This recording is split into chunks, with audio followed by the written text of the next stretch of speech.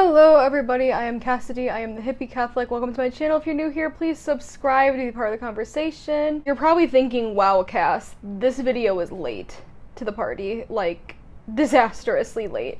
But that's actually what I was going for, kind of the aesthetic I was vibing for. Because basically something that I notice a lot with Catholic news is that sometimes the secular media can really blow things out of proportion, and then like the Catholic Church has to like backtrack things and it's just a big mess and like everybody's confused. So I really wanted to wait to make this video so that I knew that the information that I was providing you was like the best information that I could provide for you at that time. Before I really get into this video, I want to really recommend for you guys to check out the HippieCatholic Facebook page. The HippieCatholic Facebook page is where I post like recent updates about like LGBTQ issues within the Catholic Church like regularly. It is a lot faster to post like an article on a Facebook page than it is to make like a full-length video.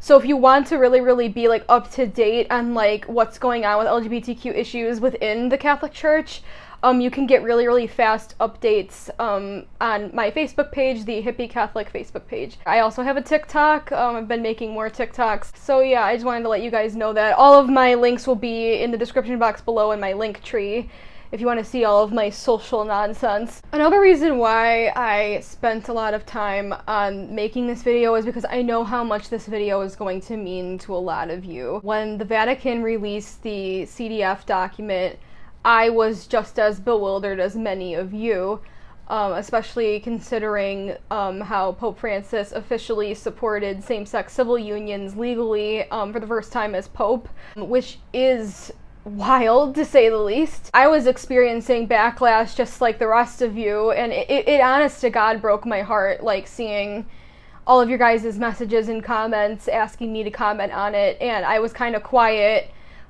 because I've just found that when I don't know what to say, it's best for me just to keep quiet and to learn more about the situation before I comment on anything. This video deserves the time. It deserves the energy. It deserves the effort. Sure, it would have gotten more views if I released this video when it was breaking news and everybody was flipping out and crying in despair.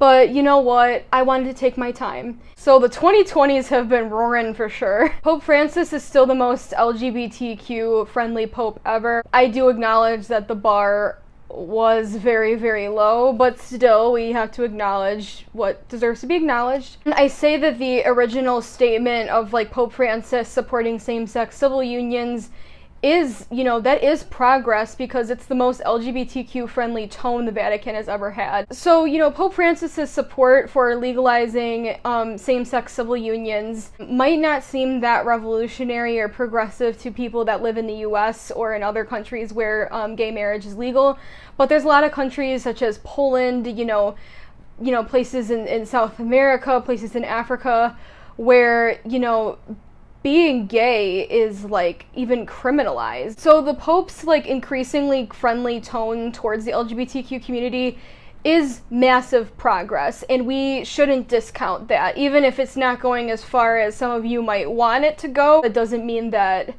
it still isn't progress. And if you don't celebrate, you know, progress when it happens, you are going to get burnt out really quickly. Like, activism burnout is very real. So just celebrate your victories no matter how small they are. And also something that I want to say in this video was that Pope Francis's support for legalizing same-sex civil unions was never recanted. Even though the media and Vatican would like you to forget that, the statement was never recanted. The documentary Francesco was released on Discovery Plus. The progress is still there. And this is all my speculation. I'm not like a Vatican insider or anything. I'm literally just a Catholic girl making videos in her bedroom. My speculation is that some of the conservatives in the Vatican were like, we need to do something, because something that conservatives in the Catholic Church do a lot is they threaten schism, which is really ridiculous to me. It's like, if you're gonna like threaten schism every 2 seconds, like maybe you should just schism already. I'm just saying the progressives, like, we sat through like so many conservative popes and never schismed, but like Just because Pope Francis, like, likes the Pachima statue, they're all, like, flipping out and, like, saying, schism! But anyway, like, the conservatives within the church, they can sometimes, like, threaten schism a lot. And that's obviously not something that, like, the Vatican wants to deal with. They also kind of saw something like that happen within the Anglican Church when the Anglican Church kind of became more progressive. So again, since, like, the Catholic Church is a very, like, universal church and, like, everything kind of moves as one, schism is not a good look. So I think that the Vatican thought, like, oh, we need to do something about this statement that Pope Francis made. And so they restated church teaching. That was all they did.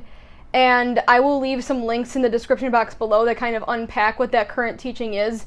I will give the Catholic teaching this. It is a lot better than a lot of the stances that, like, evangelical churches will take with LGBTQ issues. I still dissent with the Catholic Church teaching on LGBTQ issues because it still is very damaging. I have seen the way that teaching damages people, and I cannot in good conscience assent to it. And I think that a lot of Catholics, Roman Catholics, Byzantine Catholics, you know, I think that they can also agree with that. I think that a lot of us are kind of like a silent majority, that we all kind of feel this way.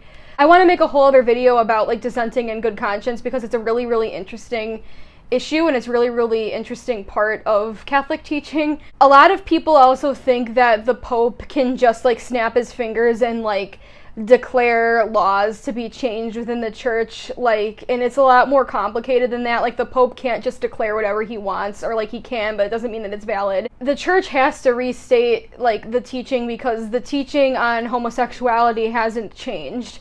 And if we want there to be, like, a full, authentic change within the Catholic Church regarding homosexuality, we need to get that church teaching reinterpreted. That would be the only way that the Vatican could, like, you know, change their stances. Like, the teaching would have to be behind that. And I know that to somebody on the outside, that might seem like a bait and switch, but really what the CDF document really did was it kind of just restated where we already were at and kind of what we already know. And it just stung. That really is all. And I am not saying that to minimize the emotional impact that it had. It broke the hearts of millions of people around the world. It tore me apart. It tore so many people apart. But I'm saying this to be like, don't fret. It's okay. It could have been a lot worse. I'm just saying it could have been. I mean, look at, like, Catholic history. It could have been a lot worse. There's also a lot of misconceptions about the nature of the document itself. Pope Francis didn't make any statements within the CDF document. He, like, looked over it and, like, pushed it through for approval, but I also think that it's very sus that the CDF document was passed by him right when he was, like, preparing to go to Iraq, which was, like, a very historical, like, trip that, like, Pope Francis was really looking forward to for a long time. So it's just very, very sus, in my opinion. A lot of this is going to be my opinion piece, so just, yeah. That's the content you're coming for. It's the content you're getting. And again, another misconception about the document is that it's super regressive. It's not regressive. It's just restating where we already were at, which we done knew. Like, we literally do. But yeah, like, a nun that I follow who's, like, rather progressive, said that she has seen a lot worse, and she has seen the Vatican do a lot worse in her lifetime. So, yeah, we should just keep that in mind. And again, this is not to minimize the emotional impact that the CDF document had and has on LGBTQ people, but it's to just reinvigorate you and to get you guys to remember that not all is lost. Yeah, I don't know, for me, it's a comforting thing for me to be like, well, it could have gone a lot worse. I don't know if any of you guys are like that, but that's just how I am. So, what now? What does the CDF document mean? What does it mean for Catholics like me? What does it mean for Catholics maybe like you? Firstly, I'll tell you that you are welcome to be gay and Catholic, and I will be here right beside you, and I know that there are other Catholic allies who will be there beside you. A lot of them are quiet online, but that's because they're trying to protect themselves. I've learned that the hard way, doing the work that I do. A lot of times, progressive Catholic safeties will be put in jeopardy by rad trads who don't like what we're doing, but I can say from my own experience, I can say from what I've seen, there are allies here within the church for you. I am an ally, and I know so many allies personally who are out there. We exist. You're not alone. You are not alone in carrying this cross. Being gay and Catholic is definitely an absolute cross to bear. I'm not going to sugarcoat it for you. Does the document change anything? No, it's nothing new. But there is something that has changed. There's more empty closets now. I have heard the testimonies of priests who have said that they have seen a shift in the culture over the past 5 years. There is so much more LGBTQ visibility than there ever has been. And that changes parishes. That changes opinions, because when you're living truly as you are, people can't deny that. People can't look away. I had a priest tell me that, like, one time he said he saw this shift happen where, like, a mother, like, came up to him and was just, like, whispering, like, oh, my son is gay, like, all, like, ashamed. And then, like, 5 years later, like, another parent came up to this priest and was like, my son is gay. That's progress. That's progress, and that's something to be celebrated. People aren't going back into the closets. What can we do after all of this anguish and this feeling of loss and this feeling of hopelessness and despair?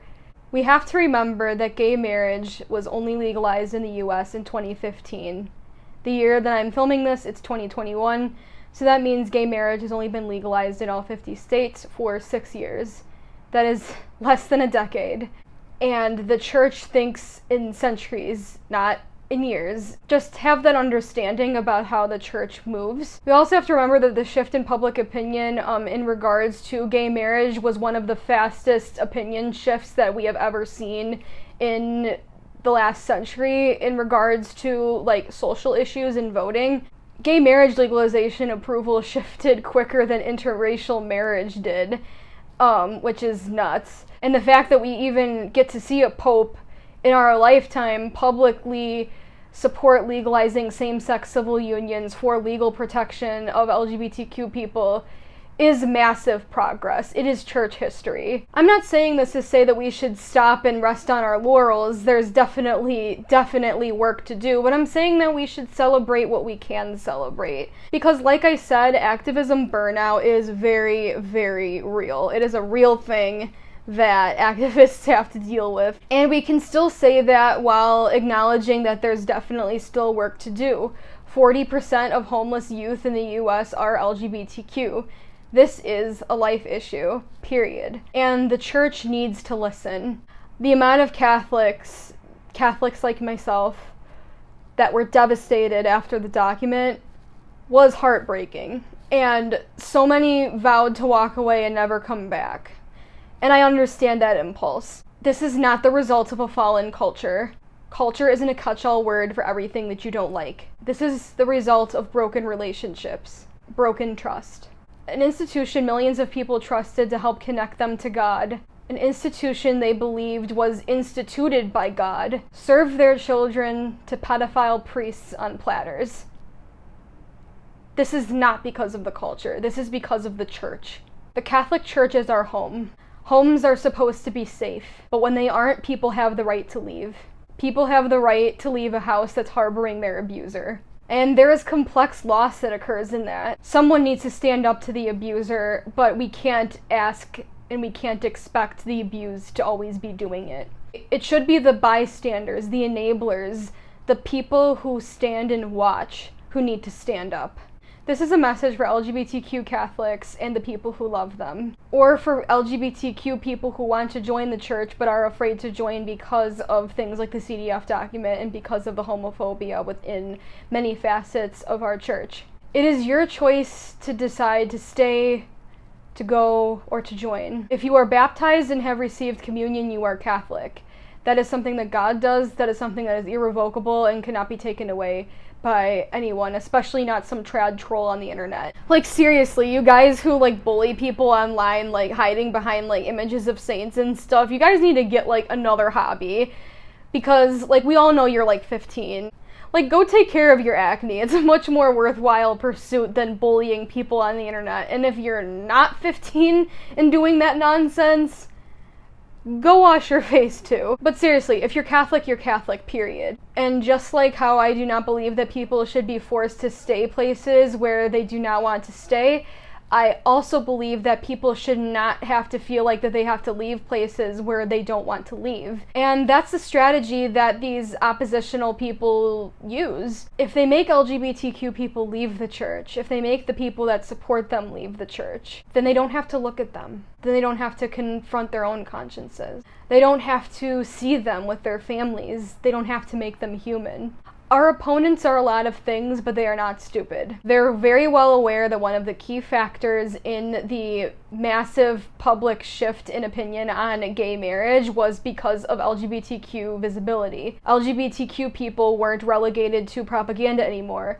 They were your brother, they were your sister, they were you, they were your family, and you couldn't look away anymore. And that's what these regressives in the church want to do. They want to be able to look away. And they can look away if they can kick out progressives from the church by bullying them and making them feel like that their existence is futile within the church. Visibility is extremely important in LGBTQ activism. Always has, always will. So if you're LGBTQ and you want to stay in the church, please stay. I'll be here beside you, as will many other Catholics. But I also know how hard it is to have your mere existence be a political talking point. And while I've devoted a large part of my life to being an activist, I know that that's not what everybody wants to do with their life. That's exhausting. Some people just want to go to church on Sunday, and that's it. So if you don't want to stay anymore, I understand. But if you want to stay, we need you. The church needs you.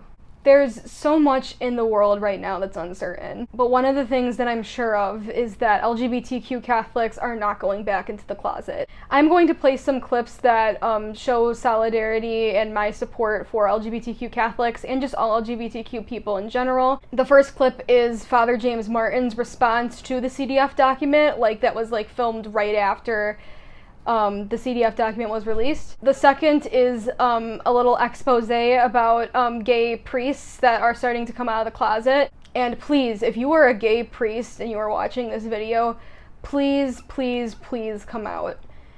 I know that, you guys are still vowed to celibacy. I respect that.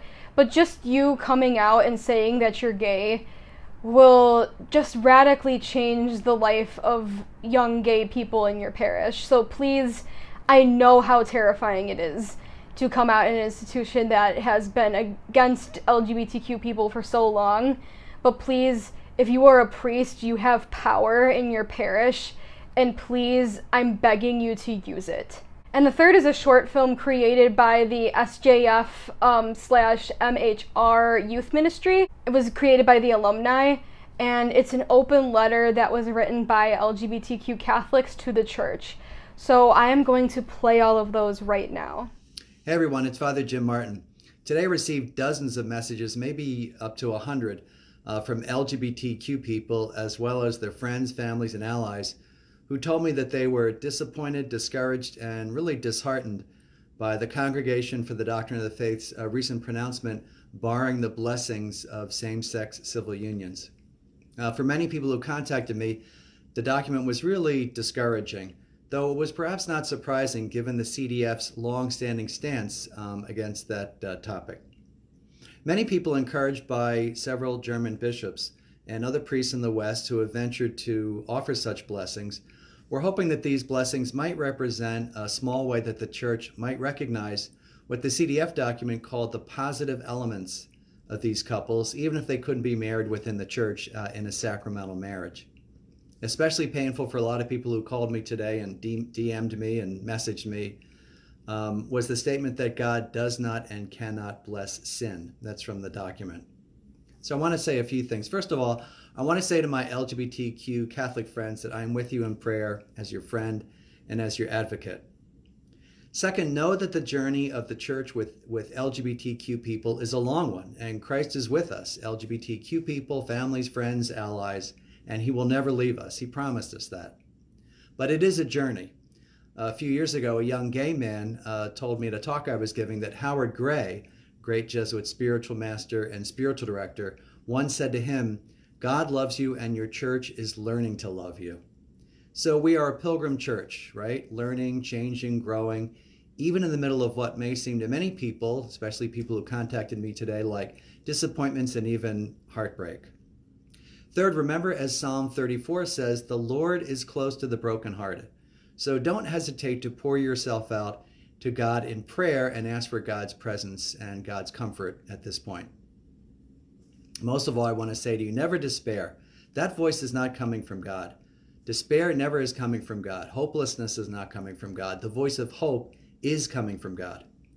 After all, what are the dark 40 days of Lent other than a preparation for a light-filled Easter? On Easter Sunday, Christ upended all expectations and reminded us that nothing is impossible with God. Besides, what's the alternative, right?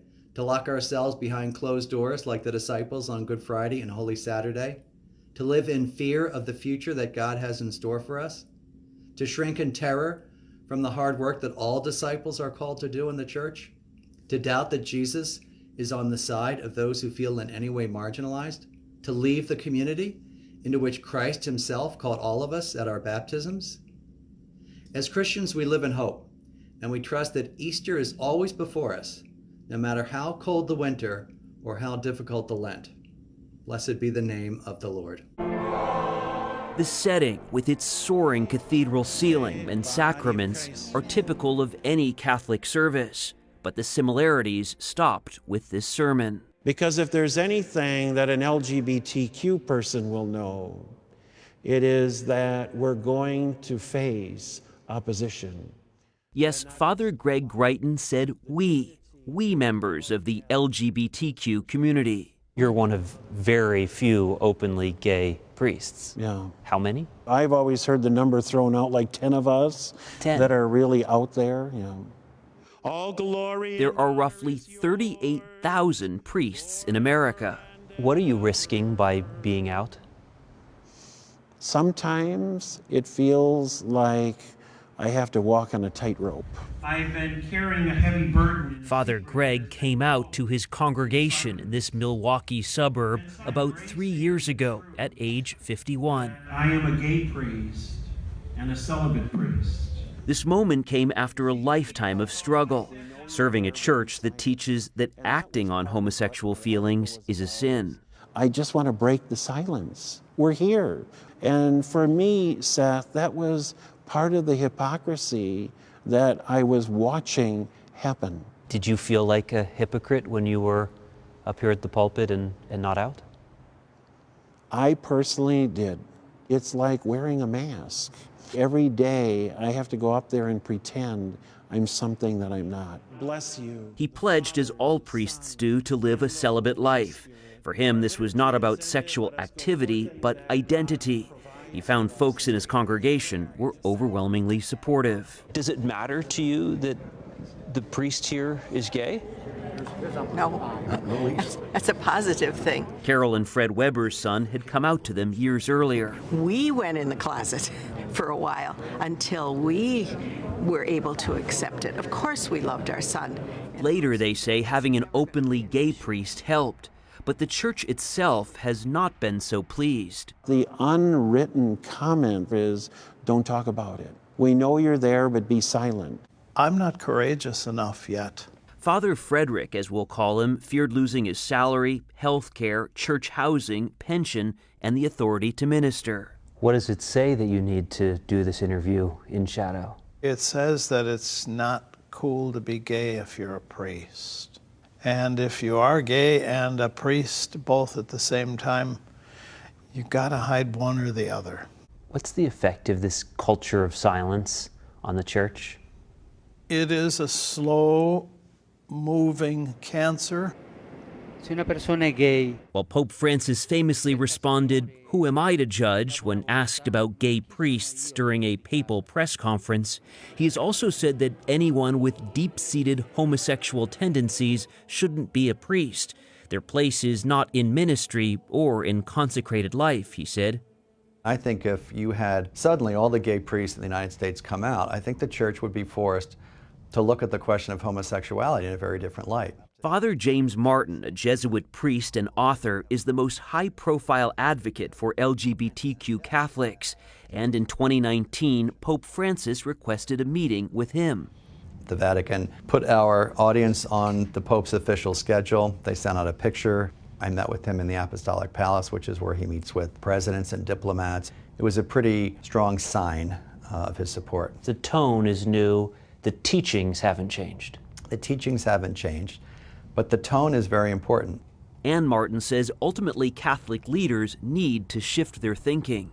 It's a life issue. We have high suicide rates among LGBT youth, and we also have places in the world where gay people can be arrested and executed for being gay. He calls Pope Francis the most pro-LGBT pope ever, though acknowledges that's not a high bar. Francis is the first pope to use the word gay publicly. One of the things I lament is if there were a case of, say, bullying in a parish or in a school, it would be wonderful for the gay priest to get up and say, look, I was bullied as a boy.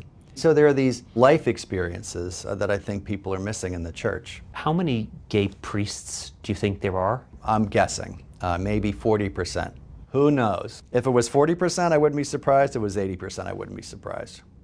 It is a large silent community, a vast silent majority. Frédéric Martel is a French author who spent 4 years researching his book In the Closet of the Vatican about the gay underworld there. He says he interviewed hundreds of priests, even cardinals. It's 50 shades of gay. I mean, a lot of different kind of gay. He suggests the largest group of men in the Vatican may be gay but do not practice and can actually be the most homophobic. And in interviews discovered a real range of sexual identities. It's important to note the priests we spoke with, as well as the Vatican itself, see no connection between homosexuality and the clerical sexual abuse crisis. A 5-year study by New York's John Jay College, commissioned by bishops, found the data do not support a finding that homosexual identity is a risk factor for the sexual abuse of minors. We spoke with about 24 priests who told us they were gay, but few would share their stories publicly. I admire priests who are willing to stand up, come out of the closet. That's courage. Most told us they felt forced into the closet. It's a painful, confining place, particularly in a church community where they're expected to be role models. Our liturgy is ended. Let us go forth now to love and to serve our God and one another. Father Greg Greiton, faithfully serving his parish in Wisconsin, says secrecy is a scourge in the church. So the first step for him is being open and honest. You signed up to work for an institution that thinks being gay, acting out on that is a sin. Correct. But the difference is this is my spiritual home. This is where I was baptized. This is where I received my first communion. And so this is my home. And I don't believe that the home should be throwing out its children. Agony in the garden. I join you in the garden because where else is there for me to go? I sit next to you hoping for direction and guidance because I know you understand. As I look around through my own tears, I see your friends asleep. They are present, yes, but I understand how alone you feel. The look on your face, Jesus, is what captures my attention. The pleading in your eyes, the sorrow across your brow. I know that sorrow too. I've spent many of my days in my own garden asking for help and praying that God would make me straight or make people understand or even just take me home. Just make things easier.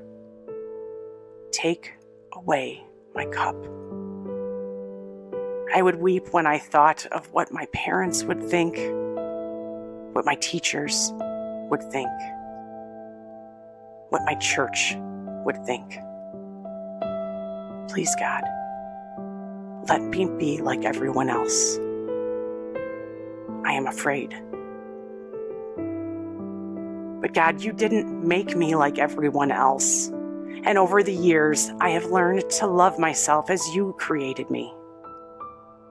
Nevertheless, the agony still resonates and makes my heart heavy.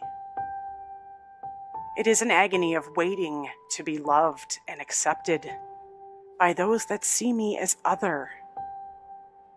I no longer cry out to God to fix me. Rather, I lament in prayer. Make us more loving.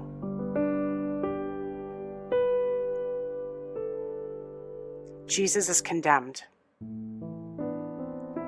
I follow you to your trial, Jesus, surrounded by people who don't know you, but are there to judge you and your worth. I know this feeling too. I'm drawn to Pontius Pilate. I want to understand him. I want to understand his story. I want to know what path brings him to this moment as he judges Jesus, someone he barely knows. His face, perplexed and confused.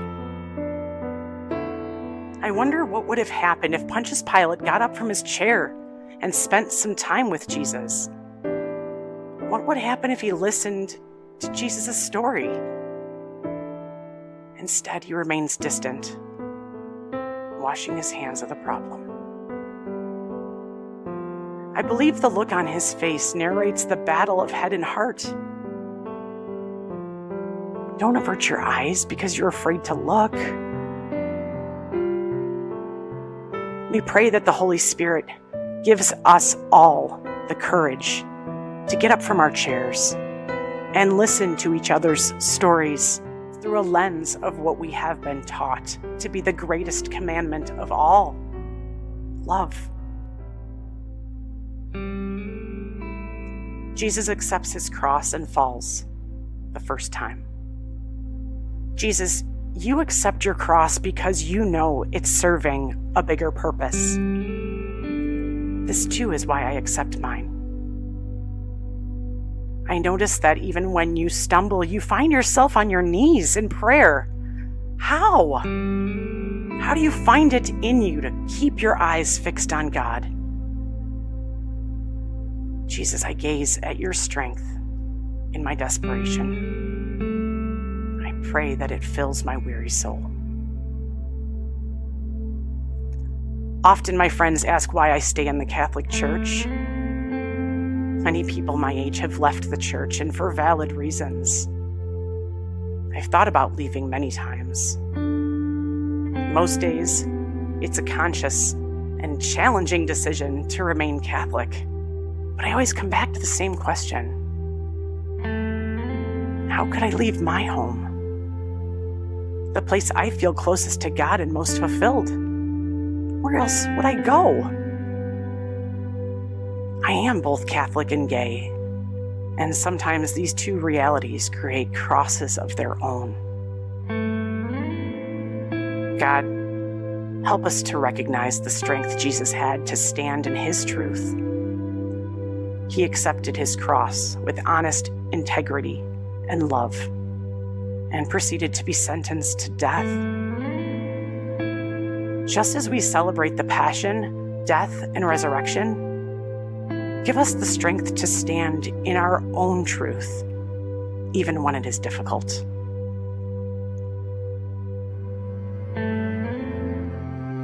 Jesus meets his mother, Simon, and Veronica. As I watch Jesus encounter his family and his friends along his journey, I am reminded of the people who have accompanied me on my journey. Without those talks and hugs, those calls at midnight, catching my tears and encouraging me not to give up,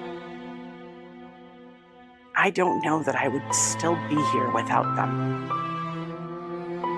I wish I could see myself through their eyes, who God made me to be. And when I doubt and feel beaten and broken by the words of the church, it's those family members, friends, teachers, and ministers who have seen who I am, loved me, embraced me, and did it many times without knowing the whole story. I feel overwhelmed with gratitude, knowing that no matter how heavy the cross gets or how much our church adds to the weight, I have my people. Thank you, God, for hearing my prayer and sending them. God, I am humbled. I see you in them and recognize your heartache as well. No one should have to watch their child suffer.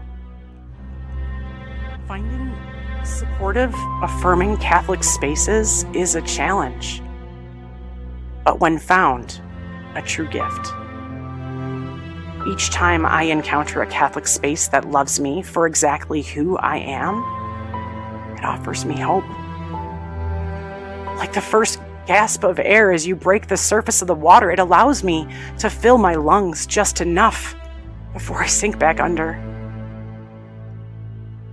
I rely on you, God, to offer me opportunities for breath within this church. It makes it easier for me to make the choice to stay. God, help us to be grateful to those that walk this path with us. We know it's not an easy yes. God, give us the courage and patience to walk with those whom we may not understand.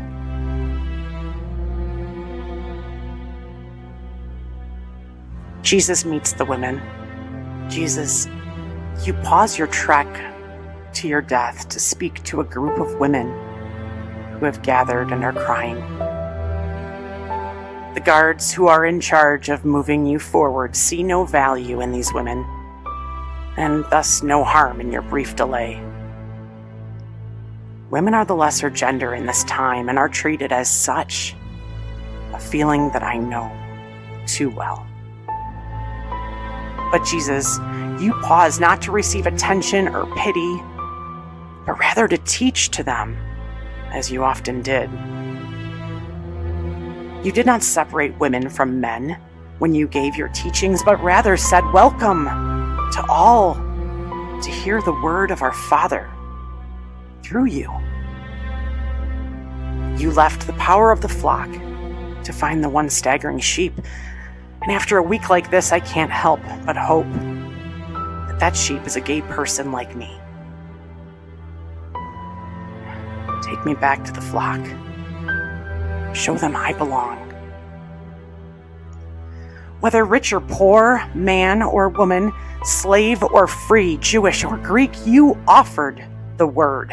I can't help but believe that you would also teach to a queer kid like me too.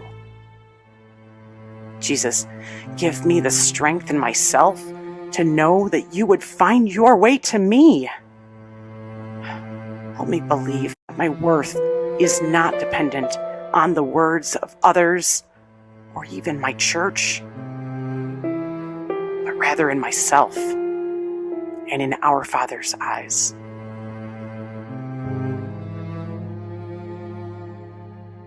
Jesus falls a third time. The resolute face from his earlier falls now seems to be replaced with weariness and sorrow. Some days when I think about what needs to be done to make our church more welcoming and inviting to all, I am overwhelmed. I see you and I share your cross. I feel its weight. It feels overbearing. But it affects so many of us. How do I get up again? How? I get up because I set my eyes on you. And I slowly rise. I worry about what this is doing to our young church. Are they hearing the same painful messages that so many of us have heard before? Will they also share the worries of not feeling or being loved? Will they be valued, seen, respected, heard, believed. I worry about the moms and dads of queer kids and the painful position that they are forced to be in and the decisions they must make. I worry what sorrow they must feel when they hear their child described as disordered or sinful. This weariness and pain affects any Catholic who knows and loves a queer person. These are our brothers and sisters, our aunts and uncles, cousins, mothers, fathers, and friends. God, help us to remember that whatsoever you do to the least of my people, you do unto me. Jesus' clothes are taken and he is nailed to the cross. God, after hearing the hurtful words from my church this week, I can only imagine what you felt like at this point in your journey. Betrayed, hurt, broken, exhausted. The encouraging hope of a more welcoming church stripped away. Yet even in your darkest hour, you still trusted that your Father's plan was bigger than man's. Help us to trust that you are present, not just in our brokenness, but especially with us in our brokenness.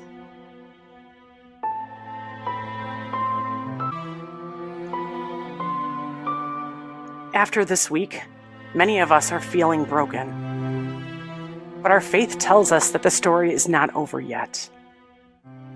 This week, we have heard specifically the cries of those LGBTQ Catholics and those that love us, our friends, our family, our allies.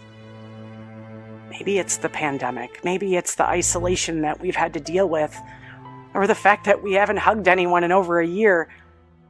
But it's important to acknowledge that the words from the Vatican this week powerfully shook our allies.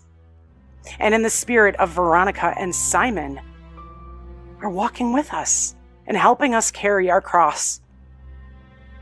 Cardinal Supage encouraged us in his statement to redouble our efforts, to be creative and resilient in finding ways to welcome and encourage all LGBTQ people in our faith family.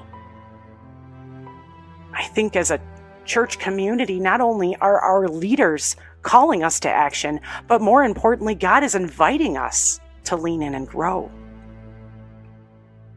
As stated before, pay attention to when God calls your name. You know that tug in your heart, that knock at the door that you're trying to ignore? What are you being challenged to learn as you approach it with Jesus? It's an invitation. Grab his hand. He wants nothing more than to walk this journey with you. Respond, as reluctant as you may be. Here I am, Lord. Where do you send me? What task lays at my feet? What power lies in my hands? We invite you to take a moment and walk in another's shoes. What might it be like to be a middle school student in a Catholic school, coming to terms with their own sexual orientation? What might it be like to be a Catholic high school student whose best friend is gay? What might it be like to be a Catholic parent whose child has just come out to them? How would it feel to hear the church use language like intrinsically disordered when speaking about your loved one, your child, your sister, your brother, your friend, your parents? Our family members are hurting, but there is hope that Easter Sunday is upon us. I pray that the Holy Spirit gives us all the courage to get up from our chairs, and listen to each other's story through a lens of love. And the church says. I hope that you guys enjoyed those clips. Please give all the love to all the people who made those. Like, I am so inspired by all of those clips. I will now inform you of the efforts of LGBTQ rights activists within the Catholic Church. 2 German bishops have pledged to not sanction priests who will bless same-sex couples in an event that's coming up in May. Leaders of the Catholic University of America's student government approved yet another resolution in favor of the school recognizing a still unofficial LGBTQ student group. For more than 20 years, Sister Louisa Duruin has worked with and affirmed transgender people, helping create LGBTQ visibility amongst Catholics. Finally, after the Vatican decree, over 100 theologians pledged to support same-sex couples. Christina Trainer, who was the SJ Chair of Catholic Theology at Fordham University in the Bronx, New York, says, "There's a groundswell of support for same-sex couples within Catholicism that we're seeing. What we're seeing is not just the whim of the weak, but a deep-seated and broader response that is indicative of the Holy Spirit moving." So what's my personal advice for LGBTQ Catholics and for the people who love them? Do what you can. I know that's really broad. You might think that's kind of like a fortune cookie answer, but it's the truth. Get savvy, get creative, and remember that we are the church. Clergy are the skeleton, and we, the laity, are the living flesh. We are a part of the church just as much as the clergy is a part of the church. There is dignity and strength and power that comes with that. And once again, if you would like to stay up to date with LGBTQ rights issues within the Catholic Church, I invite you to please like and follow the HippieCatholic Facebook page. I will leave my link tree in the description box below. Also, thank you so much to my lovely patrons. You guys inspire me and you allow me to do the work that I do. Especially work like this. Just thank you so much. With that said, please consider supporting me on my Patreon if you like the work that I do here. It really helps support the channel monetarily. But if you're not in the financial position to donate monthly, you can still donate a one-time donation to my Venmo account. And you can also just like, share, and subscribe to help the channel grow and help spread the word about what we're doing here. Thank you so much, guys, for watching. I am Cassidy. I am the Hippie Catholic. God bless.